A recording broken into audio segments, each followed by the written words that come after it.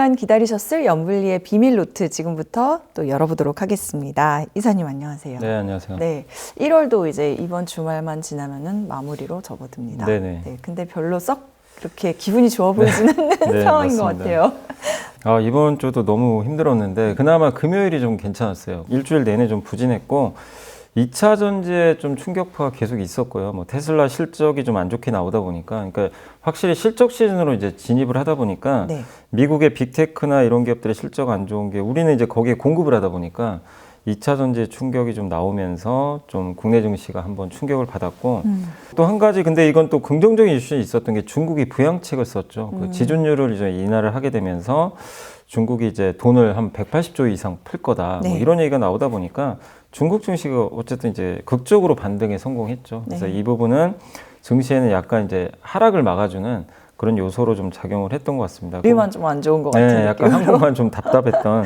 일단 좋은 실적을 냈던 하이닉스가 그렇게 좋은 주가를 보이지 못했어요. 실적은 좋았지만 그동안 좀 미리 올랐다라는 이제 부담감 때문에 매물이 좀 나와버렸고. 네.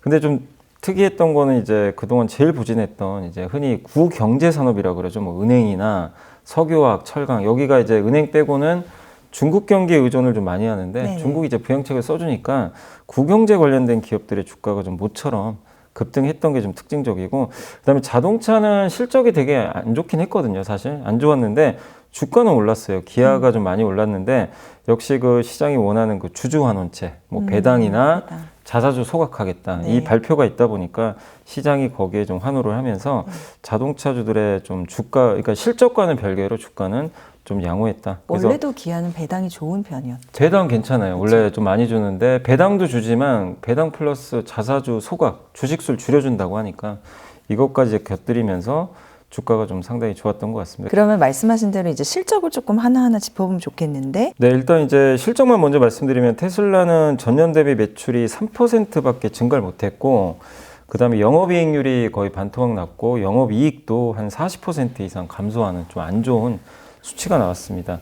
그래서 좀 테슬라의 실적은 안 좋았고 또 같은 자동차 쪽이죠. 현대차도 전년 동기 대비해서 영업이익이 증가는 했지만 기대치에는 한 10% 가까이 못 미쳤고요. 기아는 마이너스 6%나 이익이 이제 감소하는 그런 모습이 좀 나왔던 것 같습니다. 그러니까 한마디로 자동차를 판매하는 기업들 있죠. 소비재 기업들의 실적은 확실히 안 좋았다. 반면 이제 SK하이닉스는 이번에 흑자 전환에 성공을 했고 네. 시장이 예상했던 것보다 훨씬 좋은 원래 적자를 예상했는데 3천억 이상의 영업이익 흑자 전환에 성공을 하면서 역시 AI 좋구나라는 이제 기대감을 그대로 증명을 시켜줬고 네. 또 삼성바이오로직스가 한국의 대표 바이오면서 세계 1위 이제 그 항체 의약품을 위탁 생산하는 쪽에서는 세계 1등 기업인데 여기도 역시 좋은 실적을 또 기록을 해줬습니다. 그래서 이 기업들의 특징이 뭐냐면 테슬라나 현대차는 이제 B2C죠. 소비자한테 물건을 그렇죠. 판매하는 회사고 하이닉스나 삼성바이오는 우리한테 판매하는 회사가 아니죠. 기업들한테 판매를 하죠. 그래서 B2B인데 B2B는 좋은 상황이 이어지고 있는데 이건 미국도 똑같아요. 미국의 소비재 기업들은 사실 주가나 실적이 별로 안 좋은데 안 좋아요. 이런 이제 B2B 회사들은 또 굉장히 좋은 편이거든요. 그래서 확실히 소비재 기업보다는 기업들한테 이제 공급을 하는 네. 이런 업체들의 실적이 역시 좋았던 게 이번에도 좀 여실히 증명이 됐던 것 같습니다. 네. 이제 기대에 훨씬 못 미친 테슬라. 이거는 그럼 2차 전지에 계속 부담이 될까요? 테슬라까지 안 좋게 나오면 저는 다 나온 것 같아요. 제 개인적으로 봤을 때는. 왜냐하면 그동안 이제 제일 1등이잖아요. 그래도 이제 가장 믿음직한 형이었는데 여기가 이제 실망스러운 그쵸. 실적이 나왔죠. 근데 일단. 그 전부터도 2차전지 계속 안 좋았어요. 네. 그러니까 뭐가 있었냐면 포드가 뭐 그 전기차 생산 줄인다 이러면서 또 두들겨 맞았고 포드만 그런 게 아니죠. 대부분 이제 전기차 생산을 후퇴하고 있는데 이걸 계속 반영하다 보니까 주가가 흘러내린 상황에서 이제 테슬라마저도 원래 이제 목표가 매년 50% 이상 생산을 증가하겠다는 게 원래 목표예요. 그래서 매년 그거를 지키겠다고 했는데 이번에는 그거를 없애버렸어요. 그냥 문구에 삭제해버렸습니다. 그 얘기는 뭐냐면 이제 약속 못 지킨다. 못 지킨다. 그러니까 전기차 생산을 내려놨네요. 늘리기 어렵다. 이러니 뭐 우리나라는 거기에 배터리 공급하잖아요. 그러니까 당연히 충격을 안 받을 수가 없는 거죠. 그래서 관련 기업들의 주가가 한 번 더 충격을 좀 받았는데 이게 아마 올해 내내 좀 이어지지 않을까 하는 우려감이 있다 보니까 네. 테슬라 주가도 빠져버렸잖아요. 그쵸. 예, 그래서 이 전기차에 대한 이제 기대감이 확 식어버렸죠. 근데 이제 주가라는 거는 항상 먼저 또 선반영을 하다 보니까 오히려 이제 금요일 같은 경우는 2차 전지가 좀 살아나는 모습이 좀 나왔거든요. 테슬라가 주가 폭락을 했는데 그날은 오히려 반등하는 모습이 나왔던 건 뭐냐면 결국 이제 이런 것들을 다 이제 반영을 했다는 거죠. 이게 한마디로 이미 여기서 더 악재를 다 나올 게 소화했어. 뭐 있냐. 테슬라까지 나온 마당에 더 충격적인 악재는 이제 없을 거다라는 것 때문에 주가는 이제 어느 정도 바닥을 좀 찍어가는 것 같습니다. 근데 분명한 건 올해 상반기는 좋긴 사실 어려워요. 근데 그건 주가가 이미 반영을 했고 하반기부터는 저는 좀 괜찮다고 보는 게 왜냐하면 사이버 트럭이 이제 신모델인데 이게 양산 속도가 하반기로 갈수록 더 늘어날 거라고 했거든요. 네. 근데 사이버 트럭은 거기 들어간 배터리 용량이 굉장히 크기 때문에 한국 기업들한테 도움이 많이 될 것 같고 그 다음에 테슬라가 뭐라고 했냐면 25년도 하반기부터 새로운 신모델이 나옵니다. 아마 2만 달러대인 전기차가 나올 거는 같은데 그걸 25년 하반기 목표로 지금 발표를 했어요. 그러면은 25년도로 다가갈수록 기대감이 살아있겠죠. 왜냐하면 값싼 전기차 나오면 누구나 기다리고 있다가 살려고 할 거란 말이에요. 그럼 그때는 또 한번 전기차 이 배터리 쪽에 대한 관심들이 또 늘어난다고 봅니다. 그래서 지금 2차 전지 보유하신 분들은 좀 마음이 아프시겠지만 이제부터는 이걸 나쁘게 볼 게 아니라 25년도란 또 시간이 정해져 있고 또 현대차도 2025년 있잖아요. 하반기. 현대차도 25년도에 신차들 많이 나오거든요. 그리고 미뤘던 대형사들이 25년에 또 각종 신차들이 나옵니다. 네. 그러니까 모든 시계열이 다 25년을 가리켜요. 그리고 또 이건 선반영 될 거니까. 네, 그러면 24년부터는 주가가 다시 좀 리바운딩 할 가능성이 있다. 그래서 24년에 안 좋을 때 도망갈 게 아니라 이 안에서 선별만 잘하시면 돼요. 내가 어떤 2차 전지 종류가 많으니까 그 중에서 어떤 걸 선택할지 이제 여러분들의 선택에 달려 있지만 적어도 주가 면에서는 이제 진짜 거의 바닥은 다가오고 있는 게 아닌가. 그래서 너무 좀 실망할 필요는 없다라고 좀 말씀은 좀 드려보도록 하겠습니다. 네. 좋은 얘기 해보자면 말씀하신 대로 SK 하이닉스는 이제 어닝 서프라이즈를 시현하면서 좋은 실적을 냈고 또 네덜란드 ASML도 마찬가지로 주가가 급등을 했는데 이 반도체 기업들의 호실적의 의미는 실적이 좋을 건 알았는데 기대보다 훨씬 좋은 거죠. 그런데 이 하이닉스의 주력은 HBM이라고 이게 이제 고대역폭 메모리인데 이게 이제 엔비디아 이 GPU에 같이 맞아요. 붙어 있죠. 근데 네. 이게 60% 이상 계속 성장한다고 얘기를 해버린 거예요. 그러니까 이게 이 성장률이 60%면 어마어마한 거잖아요. 그러니까 딱 1년만 지나도 거의 이제 1년 반만 지나도 거의 2배 가까운 성장이 나오는 거니까 정말 엄청난 그런 성장이라고 보시면 좋을 것 같고 그리고 또 뭐라고 했냐면 이렇게 좋아지면 사실 항상 따라오는 게 생산 늘려서 공급 과잉이 오거든요. 그게 이제 반도체 역사인데 그런 거 안 하겠다. 무리하게 뭐 밀어내기를 한다거나 점유율 경제 안 한다고 했습니다. 그러면 돈을 계속 안정적으로 버는 시스템을 구축해 가겠다는 거예요. 이러면은 하이닉스를 바라보는 투자자분들 입장에서 장기 투자가 또 가능한 거죠. 그렇네요. 이제는 업황의 그렇죠. 이 하락과 업다운이. 상승 사이클이 좀 완화되겠구나. 그래서 그런 걸 또 얘기를 했기 때문에 상당히 좀 긍정적인 얘기들이 많이 나왔던 것 같습니다. 그래서 성장이 계속 좀 나오고 HBM에 대한 기대감 또 ASML, 네덜란드 ASML도 뭐라고 했냐면 이번 실적도 좋았지만 자기네들은 25년이 제일 좋을 것 같다고 또 얘기를 25년, 했거든요. 여기도 그러니까 25년이네요. 여기는 근데 2차 전지랑 좀 차이점은 그 반도체는 22년, 23년까지 최악으로 갔어요. 근데 24년부터 25년까지 연속으로 좋아지는 거고 근데 이제 전기차 쪽은 좀 다른 거죠. 네. 전기차는 23년 상반기까지 좋았다가 하반기부터 이제 올해까지는 안 좋은 거죠. 근데 대신 25년에 터닝하는 거. 요 차이가 좀 있다 보니까 약간 이제 시계열 차이는 있지만 공통적으로 25년에 좀 이제 좋아지는 걸 가리키니까 이 반도체를 봤을 때도 올해 주가를 뭐 너무 걱정할 필요는 없는 것 같아요. 너무 오른 게 좀 걱정일 뿐이지 주가가 어쨌든 25년까지는 그 좋은 쪽의 어떤 그림들이 이 각각의 CEO들이 언급을 해줬기 때문에 반도체는 조정 나온다면 또 좋은 기회가 되지 않을까. 알겠습니다. 그리고 18일에 발표됐던 갤럭시 S24 이거는 지금 보니까 뭐 예약 판매가 신기록 예상 막 이런 기사들 네. 계속 나오더라고요. 그동안 이제 삼성전자가 반도체 적자 보였거든요. 적자를 보는 과정에서도 갤럭시는 어쨌든 그래도 팔렸기 때문에 이 갤럭시 사업부에서 2조, 3조 원은 벌어졌어요. 그러니까 이제 전체 실적은 그래도 흑자가 계속 유지됐던 거예요. 근데 이제 이번에 갤럭시 S24가 나왔는데 전작 S23이 그래도 사전 판매가 제일 많았거든요. 네. 그게 한 109만 대 정도였던 것 같은데 이번에 이제 그 공식적으로 발표 나왔더라고요. 121만 대를 기록했다고 합니다. 그러니까 보통 사전 판매가 잘 되면 이게 전체 판매도 원래 이제 증가하는 경향들이 있어요. 그래서 기대감이 높아지는데 이렇게 되면 삼성전자의 스마트폰 사업부가 좀 효자 노릇을 더 할 수도 있는 거죠.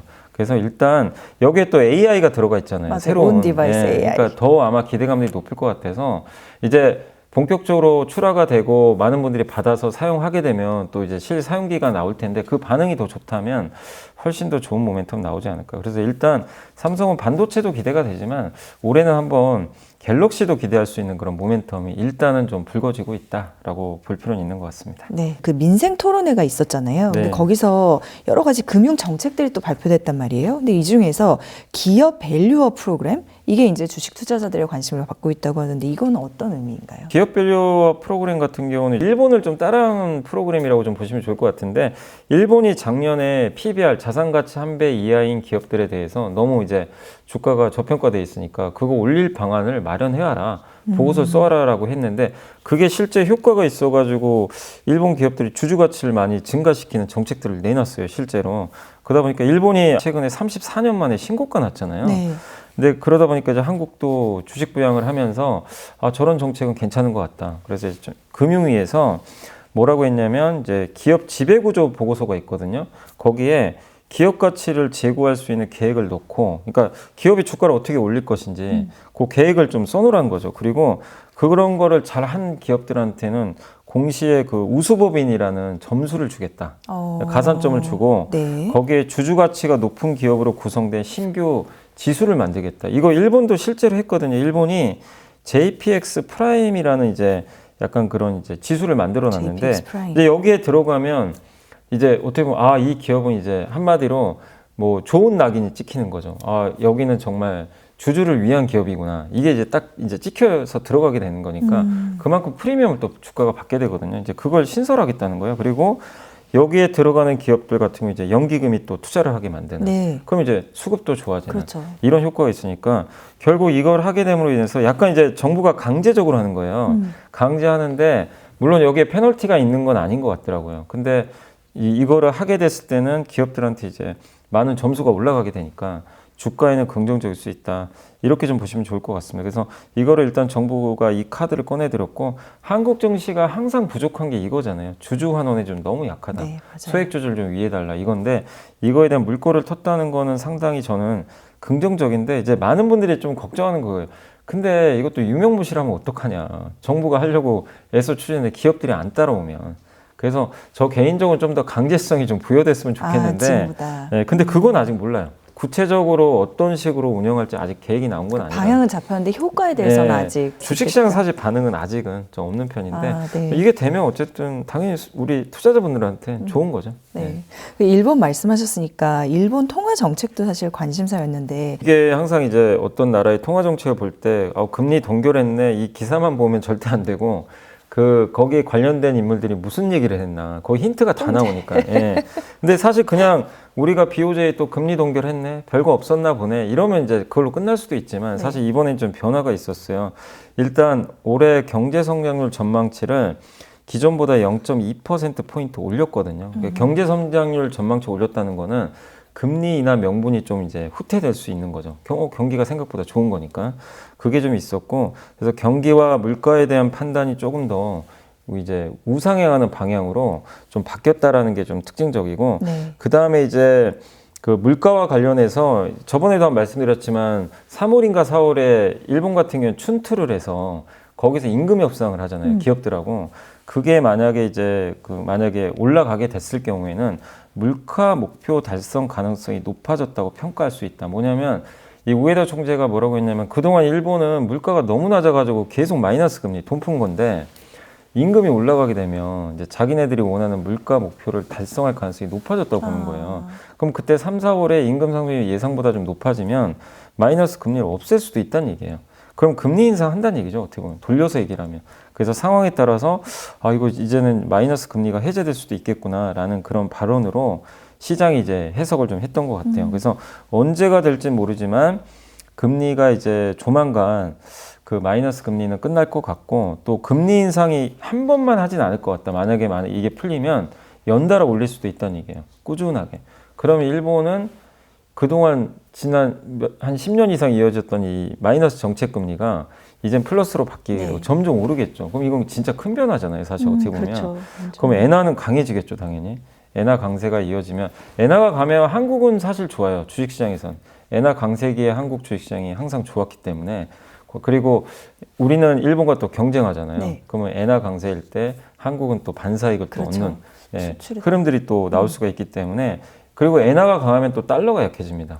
달러 약하면 원화는 또 강해지니까 네네네. 그러니까 이런 부분들은 우리나라한테 주식시장에 또 자금이 들어올 수 있는 부분이라 좋을 수 있는 것 같아요. 중국도 보겠습니다. 중국 증시가 사실 너무나 많은 분들이 오랫동안 참고 기다리셨을 것 같은데 이게 모처럼 이제 부진해서 탈출을 한 것 같아요. 중국 증시가 부진한 이유가 여러 가지가 있지만 이제 구조적으로는 미중 갈등이 이게 이어졌잖아요. 그 트럼프 전 대통령 이후로 2018년부터 무역 전쟁 시작되면서 지금까지 이어지고 가면 갈수록 더 안 좋아지고 있잖아요, 사실. 그러다 보니까 이 외국계 자금이 빠져나가는 것 같아요. 왜냐하면 중국에 투자할 유인이 별로 없는 거죠. 네. 중국은 자꾸 규제하죠.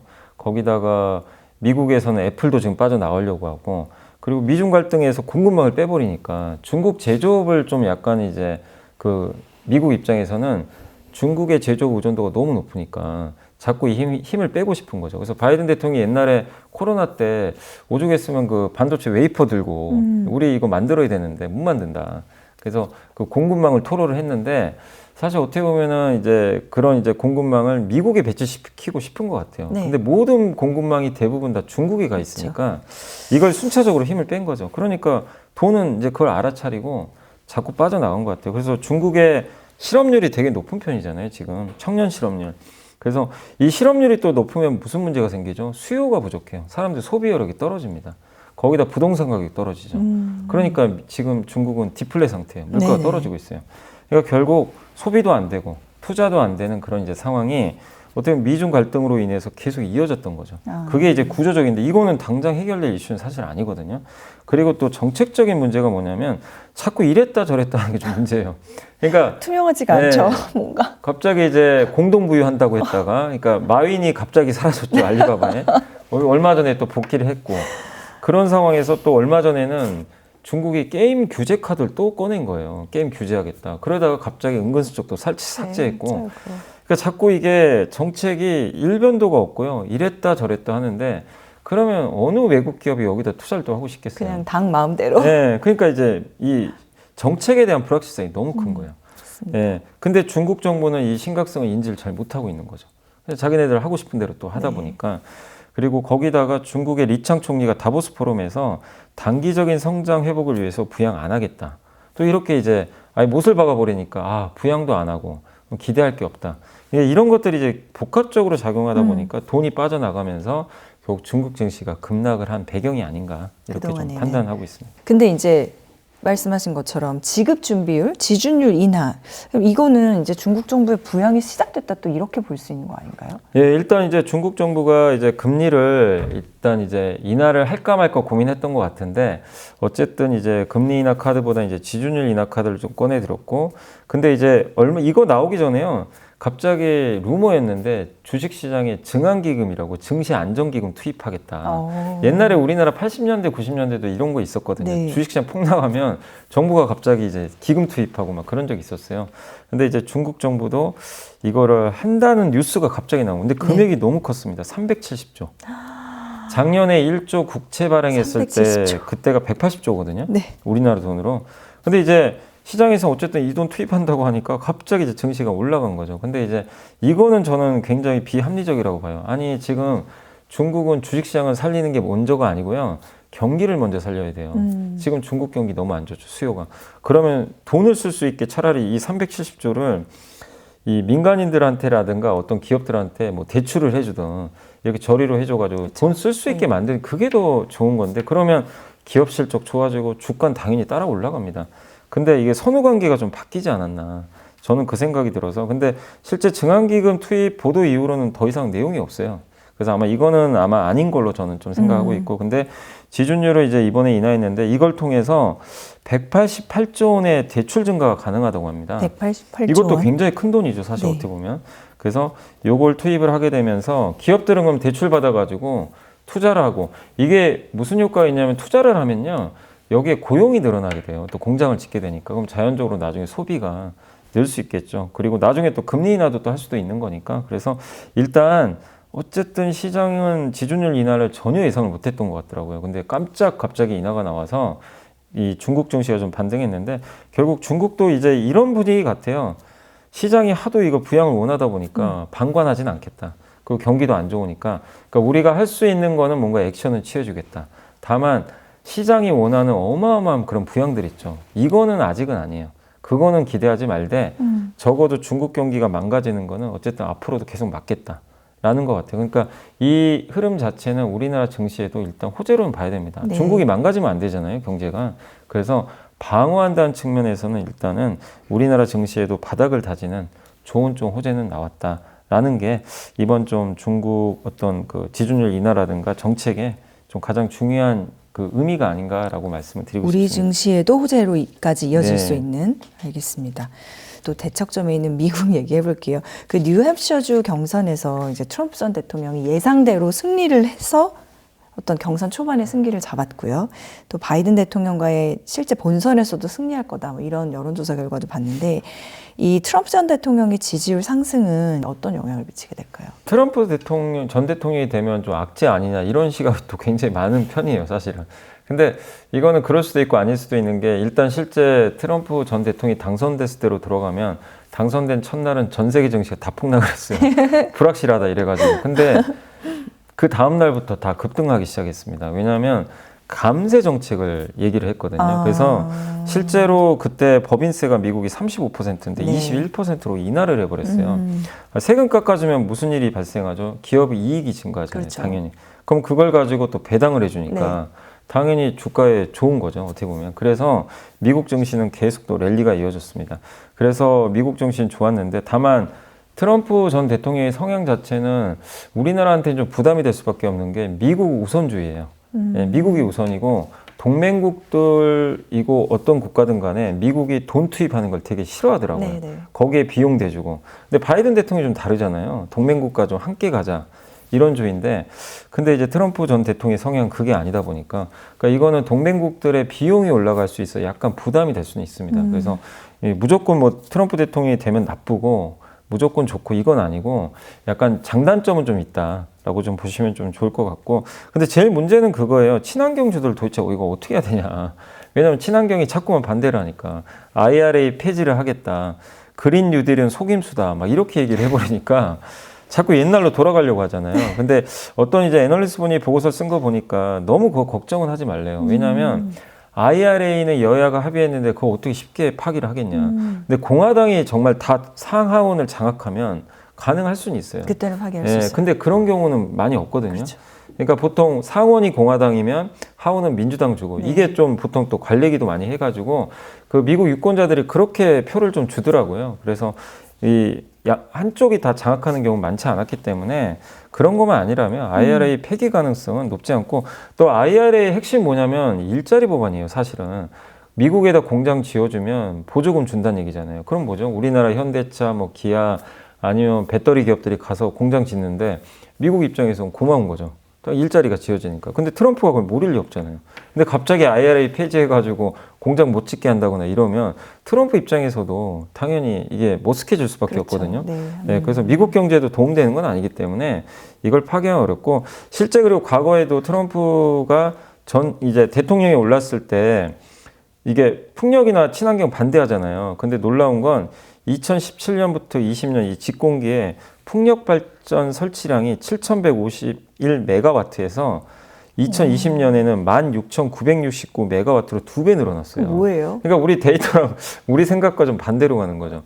그러니까 풍력에 대한 세금 혜택도 그대로 줬고, 그러니까 말은 그렇게 하지만 실제 데이터는 또 그러지는 않았어요. 그러니까 되게 공포스럽게 얘기해요. 막 폐기하겠다, 전기차는 죄다, 막 이런 식으로 막 굉장히 안 좋게 발언을 하거든요. 근데 실제로는 또 그렇게 하진 않았던 거죠. 그리고 실제 트럼프 기간 동안 테슬라가 그때 급부상했잖아요. 아시겠죠? 캘리포니아는 법안에 캘리포니아 이제 그때 전기차 사면 보조금도 주고 태양광도 장려하고 각 주별로 또 이게 법들이 있다 보니까 네. 그러니까 이거는 좀 여러분들도 한번 생각하셨으면 좋겠어요. 좋다는 얘기는 아니에요. 트럼프 전 대통령이 되는 게 친환경의 악재 맞죠. 당연히 이렇게 세게 얘기하는데. 근데 실제 과거 데이터를 보면 이렇게까지 악재로 우리가 볼 만한 근거는 빈약하다는 거예요.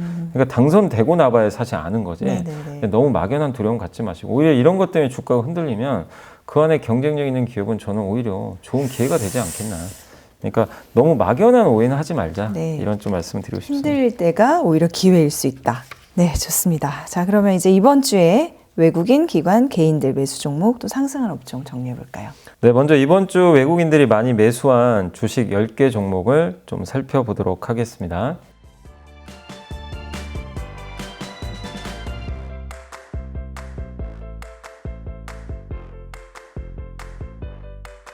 이번에는 기관들이 이번 주에 가장 많이 담은 10개 종목을 알아보겠습니다.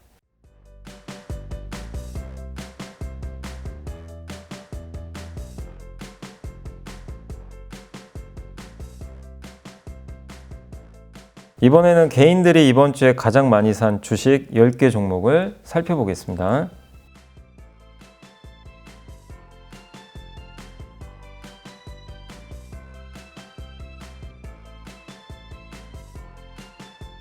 이번에는 이번 주 상승한 10개 업종을 살펴보도록 하겠습니다.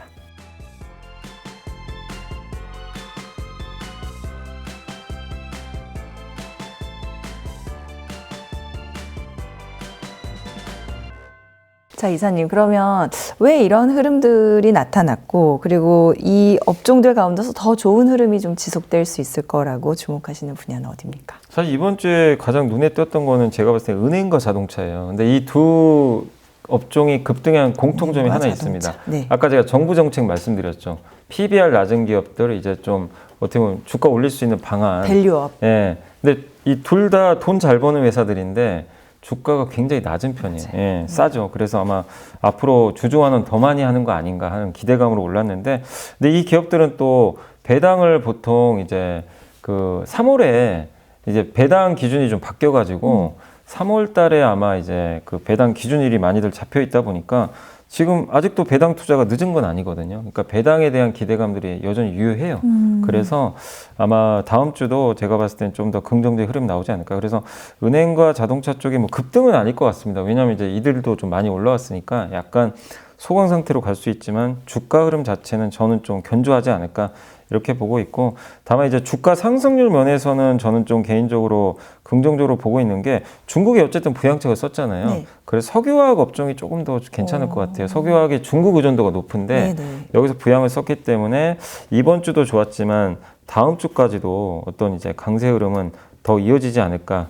일단 이렇게 좀 보고 있고, 또 한 가지 이제 좀 좋았던 섹터 중에 하나가 웹툰 관련주거든요. 네, 근데 웹툰이 맞아요. 이번에 넷플릭스에서 웹툰들이 요즘에 그 애니메이션으로 많이 반영이 되고 있는데 인기가 굉장히 많더라고요. 근데 한국이 또 웹툰 강국이니까 그런 면에서 웹툰까지도 좀 긍정적인 흐름이 나오지 않을까라고 좀 말씀을 드려보도록 하겠습니다. 은행과 자동차, 석유화학, 웹툰까지 짚어봤습니다. 자, 그리고 이제 이사님께서 선정한 이번 주의 보고서 또 살펴봐야죠.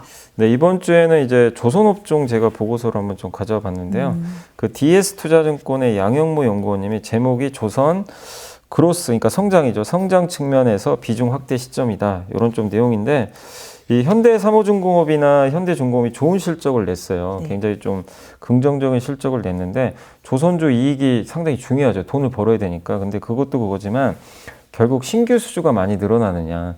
결국 수주를 해야 나중에 이게 돈 버는 거잖아요. 그렇죠. 그러니까 수주가 줄면 이익도 당연히 줄어드는 거죠. 그래서 질 좋은 수주를 해야 되는데, 당연히 질 좋은 수주를 할 수 있는 게 이 배를 만드는 업체는 몇 개 안 되고, 그러니까 이 배를 원하는 업체들은 되게 많고, 그러다 보니까 성과가 계속 올라가는 거죠. 그래서 질 좋은 수준은 좀 계속 이어질 가능성이 높은 것 같은데, 근데 이분이 좀 좋게 보는 건 뭐냐면은 요걸 되게 강조하셨더라고요. 옛날에 1992년에 그때는 이제 옛날에 아마 뉴스를 보시면 간혹 가다가 그 해상에서 배가 좌초됐는데 검은 기름이 막 이렇게 네. 예, 그거 많이 보셨죠 옛날에. 그쵸. 요즘엔 그런 게 없잖아요. 그거 막 다 또 예, 나서 거기 완전 해양 오염 엄청 그렇죠. 심각해요. 근데 그때는 배를 유조선을요 단일선체라 그래가지고 배 외벽이 있으면 여기가 뚫리잖아요. 거기가 바로 그 원유가 있는 거예요. 원유가 다 나오는 거죠. 그래서 그런 일들이 발생하니까 1992년에 국제회사기구가 뭐라 했냐면 이중선체로 만들어라 이제. 그러니까 배를 이중으로 이 안벽을 만드는 거예요. 그러니까 이게 뚫려도 안에 벽이 하나 더 있어요. 그쵸. 그러니까 그 안쪽에 또 원유가 들어가 있으니까 이제 유출이 안 되는 거예요. 그걸 강제 의무화 시켜버렸어요. 그러니까 무슨 일이 발생했냐면 유조선을 다 바꿔야 됩니다. 그래서 큰 사이클이 한번 실제로 나왔어요. 배를 강제로 바꿔야 되니까. 네. 근데 이런 일이 지금 또 일어날 거래요. 이거는 이제 이중선체는 아니지만 환경 문제 때문에 이제 배도 이산화탄소 배출이 많으니까 네. 그래서 올해부터 뭐가 규제가 시작되냐면 네네. CII라는 규제가 있거든요. CII. 예, 이게 뭐냐면은 배가 이제 이렇게 운송을 할 때 어떤 네. 화물을 운송할 때 뭐 1해리를 갔을 때 얼마만큼의 그 탄소. 이산화탄소가 배출되느냐 이걸 잰 거예요. 그래서 많이 배출하면은 등급을 매겨서 낙인을 찍어버립니다. 제일 잘하는 업체한테 A 등급을 줘요. 네. 그다음 B, C, D, D 2등급은요 불량한 업체들이에요. 그러니까 D는 불량, E는 매우 불량. 그래서 D 2등급 맞으면 퇴출.